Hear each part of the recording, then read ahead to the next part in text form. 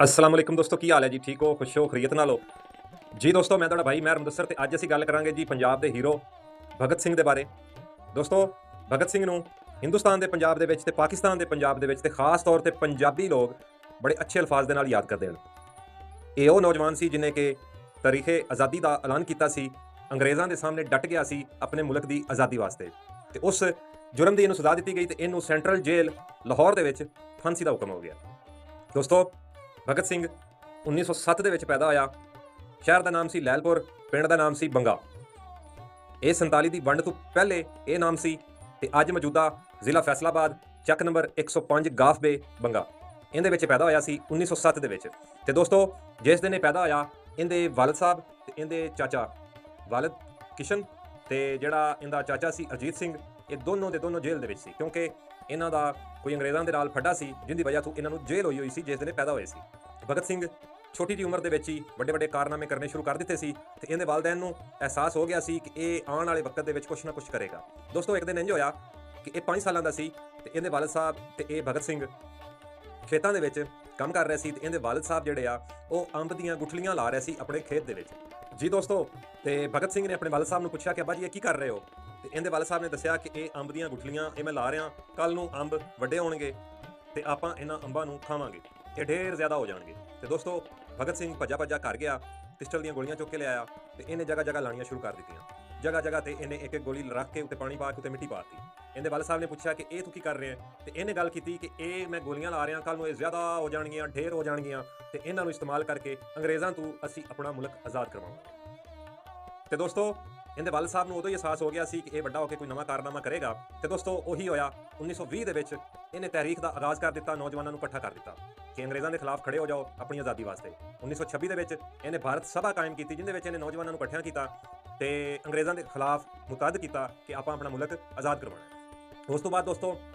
1928 ਦੇ ਵਿੱਚ ਇੱਕ ਮੁਜ਼ਾਹਰਾ ਹੋਇਆ ਜਿਹਦੇ ਵਿੱਚ ਲਾਲਾ ਅਰਜੀਤ ਸਿੰਘ ਨੂੰ ਅੰਗਰੇਜ਼ ਹਕੂਮਤ ਦੀ ਤਰਫੋਂ ਤੇ ਅੰਗਰੇਜ਼ ਸਿਪਾਹੀਆਂ ਦੀ ਤਰਫੋਂ ਤਸ਼ੱਦਦ ਦਾ ਜਦੋਂ ਨਿਸ਼ਾਨਾ ਬਣਾਇਆ ਗਿਆ ਮੁਜ਼ਾਹਰੇ ਦੇ ਦੌਰਾਨ ਤੇ ਦੋਸਤੋ ਉਹ ਬੰਦਾ ਮਰ ਗਿਆ ਅਰਜੀਤ ਸਿੰਘ ਤੇ ਜਿਹੜਾ ਭਗਤ ਸਿੰਘ ਸੀ ਇਹਨੇ ਤੈਸ਼ ਦੇ ਵਿੱਚ ਆ ਕੇ ਇੱਕ ਅੰਗਰੇਜ਼ ਮਤਲਬ ਸਿਪਾਹੀ ਨੂੰ ਕਤਲ ਕਰ ਦਿੱਤਾ ਤੇ ਉਸੇ ਜੁਰਮ ਦੇ ਵਿੱਚ ਅੰਗਰੇਜ਼ਾਂ ਨੇ ਇਹਨੂੰ ਪਕੜ ਲਿਆ ਤੇ ਸੈਂਟਰਲ ਜੇਲ੍ਹ ਲਾਹੌਰ ਦੇ ਵਿੱਚ ਇਹਨੂੰ ਕੈਦ ਕਰ ਲਿਆ ਦੋਸਤੋ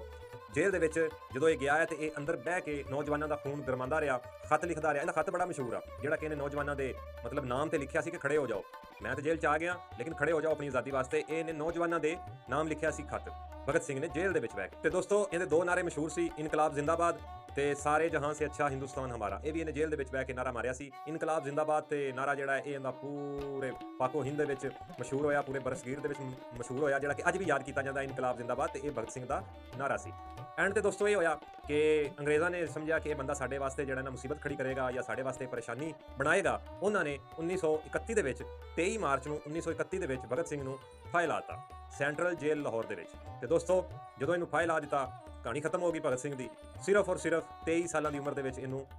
ਫਾਂਸੀ ਦੀ ਸਜ਼ਾ ਦਿੱਤੀ ਗਈ ਜੁਰਮ ਇਹਦਾ ਇਹ ਇਹਨਾਂ ਨੇ ਬਣਾਇਆ ਕਿ ਇਹਨੇ ਇੱਕ ਸਿਪਾਹੀ ਨੂੰ ਕਤਲ ਕੀਤਾ ਹੈ ਜਿਹੜਾ ਕਿ ਮੁਜ਼ਾਹਰੇ ਦੇ ਦੌਰਾਨ ਲਾਲਾ ਅਰਜੀਤ ਸਿੰਘ ਕਤਲ ਹੋਇਆ ਸੀ ਇਹਨੇ ਉਹਦਾ ਬਦਲਾ ਲੈਣ ਦੀ ਖਾਤਰ ਇੱਕ ਅੰਗਰੇਜ਼ ਸਿਪਾਹੀ ਨੂੰ ਕਤਲ ਕਰ ਦਿੱਤਾ ਉਹਨਾਂ ਨੇ ਉਹੀ ਜੁਰਮ ਬਣਾ ਕੇ 23 ਮਾਰਚ 1931 ਦੇ ਵਿੱਚ ਇਹਨੂੰ ਫਾਹੇ ਲਾਤਾ ਸੈਂਟਰਲ ਜੇਲ੍ਹ ਲਾਹੌਰ ਦੇ ਵਿੱਚ ਤੇ ਦੋਸਤੋ 23 ਮਾਰਚ ਦਿਨ ਜਿਹੜਾ ਹੈ ਇਹ ਬੜਾ ਯਾਦ ਕੀਤਾ ਜਾਂਦਾ ਖਾਸ ਤੌਰ ਤੇ ਭਗਤ ਸਿੰਘ ਦੇ ਹਵਾਲੇ ਨਾਲ ਤੇ ਵੈਸੇ ਵੀ ਪਾਕਿਸਤਾਨ ਦੀ ਕਰਾਰਦਾਦ ਪੇਸ਼ ਹੋਈ ਸੀ 23 ਮਾਰਚ ਉਹ ਵੀ ਕਾਫੀ ਹਵਾਲੇ ਨਾਲ ਮਾਸ਼ਾਅੱਲਾ ਯਾਦ ਕੀਤਾ ਜਾਂਦਾ ਹੈ ਤੇ ਦੋਸਤੋ ਉਸ ਤੋਂ ਬਾਅਦ ਮੈਂ ਤੁਹਾਨੂੰ ਇੱਕ ਹੋਰ ਗੱਲ ਦੱਸਦਾ ਜਾਵਾਂ ਇਹਦਾ ਜਿਹੜਾ ਪਿੰਡ ਆ 105 ਗਾਫਬੇ ਬੰਗਾ ਫੈਸਲਾਬਾਦ ਜ਼ਿਲ੍ਹਾ ਹੈ ਪੰਜਾਬ ਦਾ ਇਹ ਸ਼ਹਿਰ ਹੈ ਇਹਦੇ ਵਿੱਚ ਇਹਦੀ ਇੱਕ ਤਾਰੀਖੀ ਹਵੇਲੀ ਮੌਜੂਦ ਹੈ ਜਿਹਦੇ ਵਿੱਚ ਇਹਦੀ ਚੱਕੀ ਜਿਹੜੀ ਅੰਗਰੇਜ਼ ਇਹਦੇ ਕੋਲ ਪਸਵਾਉਂਦੇ ਸੀ ਇਹਦੀ ਮੰਜੀ ਅੰਗਰੇਜ਼ ਦੌਰ ਦੀ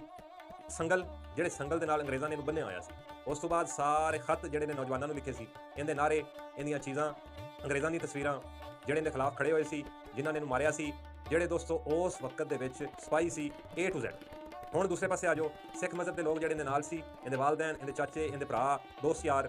ਇਹਦੀ ਵਾਲਦਾ ਰਿਸ਼ਤੇਦਾਰ ਸਾਰਿਆਂ ਦੀ ਤਸਵੀਰਾਂ ਉਸ ਹਵੇਲੀ ਦੇ ਵਿੱਚ ਮੌਜੂਦ ਆ ਇਹਦੀ ਤਾਰੀਖੀ ਹਵੇਲੀ ਹੈ ਸਰਦਾਰ ਭਗਤ ਸਿੰਘ ਦੀ ਚੱਕ ਨੰਬਰ 105 ਗਾਫਬੇ ਬੰਗਾ ਉਹਦੇ ਵਿੱਚ ਇਹਦੀ ਤਾਰੀਖੀ ਹਵੇਲੀ ਹੈ ਸਾਰੀਆਂ ਹਿਸਟੋਰੀਕਲ ਚੀਜ਼ਾਂ ਉਹਦੇ ਵਿੱਚ ਮੌਜੂਦ ਹਨ ਮੈਂ ਜਾ ਕੇ ਉਹਦੀ ਵੀਡੀਓ ਬਣਾਈ ਹੈ ਮੇਰੇ ਚੈਨਲ ਤੇ ਮੌਜੂਦ ਅਗਰ ਕੋਈ ਬਹਿਨ ਭਾਈ ਵੇਖਣਾ ਚਾਹੇ ਤਾਂ ਵੇਖ ਸਕਦਾ ਹੈ ਉਸ ਤੋਂ ਬਾਅਦ ਦੋਸਤੋ ਇੱਕ ਹੋਰ ਗੱਲ ਦੱਸਦਾ ਜਾਵਾਂ ਕਿ ਮਾਸ਼ਾਅੱਲਾ ਜਿਹੜੇ ਉੱਥੇ ਲੋਕ ਹਨ ਉਹ ਪਾਕਿਸਤਾਨੀ ਮੁਸਲਮਾਨ ਹਨ ਜਿਹੜੇ ਉਸ ਹਵੇਲੀ ਦੀ ਦੇਖਭਾਲ ਕਰ ਰਹੇ ਹਨ ਉਹਨਾਂ ਦਾ ਅਖਲਾਕ ਮਾਸ਼ਾਅੱਲਾ ਬੜਾ ਅੱਛਾ ਹੈ ਬੜੀ ਦੀਦ ਮੁਹੱਬਤ ਕਰਦੇ ਹਨ ਆਉਣ ਵਾਲੇ ਮਹਿਮਾਨਾਂ ਦੀ ਇੱਕ ਇੱਕ ਚੀਜ਼ ਵਿਖਾਉਣ ਦੇਣ। ਅਗਰ ਉੱਥੇ ਮੌਜੂਦ ਨਾ ਵੀ ਹੋਵਣ ਤੇ ਫੌਰਨ ਆ ਜਾਂਦੇ ਕਿ ਕੋਈ ਮਹਿਮਾਨ ਆਇਆ। ਤੇ ਬੜੇ ਦੀਦ ਵਾਲੇ ਲੋਕ ਹਨ, ਮੈਨੂੰ ਬੜਾ ਚੰਗਾ ਲੱਗਾ ਉਹਨਾਂ ਦਾ ਇਖਲਾਕ। ਅਗਰ ਕੋਈ ਬਹਿਨ ਭਾਈ ਜਾਣਾ ਚਾਹਵੇ ਤਾਂ ਜਾ ਸਕਦਾ ਹੈ। ਤਰੀਖੀ ਹਵੇਲੀ ਵੇਖਣਾ ਚਾਹੁੰਦਾ ਹੈ ਤੇ ਚੱਕ ਨੰਬਰ 105 ਗਾਫ ਬੇ ਬੰਗਾ ਉਹਦੇ ਵਿੱਚ ਜਾ ਕੇ ਵੇਖ ਸਕਦੇ ਜੇ ਵੀਡੀਓ ਦੇ ਵਿੱਚ ਵੇਖਣੀ ਆ ਤੇ ਮੇਰੇ ਚੈਨਲ ਤੇ ਮੌਜੂਦ ਆ। ਹੁਣ ਆਪਣੇ ਭਾਈ ਮਹਿਰ ਮੁਦੱਸਰ ਨੂੰ ਇਜਾਜ਼ਤ ਦਿਓ। ਇਨਸ਼ਾਅੱਲਾ ਬੜੀ ਜਲਦੀ ਮੈਂ ਇੱਕ ਨਵੇਂ ਹਿਸਟੋਰੀਕਲ ਬੰਦੇ ਦੀ ਵੀਡੀਓ ਤੁਹਾਡੇ ਤੱਕ ਲੈ ਕੇ ਆਵਾਂਗਾ। ਉਨੀ ਦੇਰ ਲਈ ਜੀ ਅੱਲਾ ਹਾਫਿਜ਼।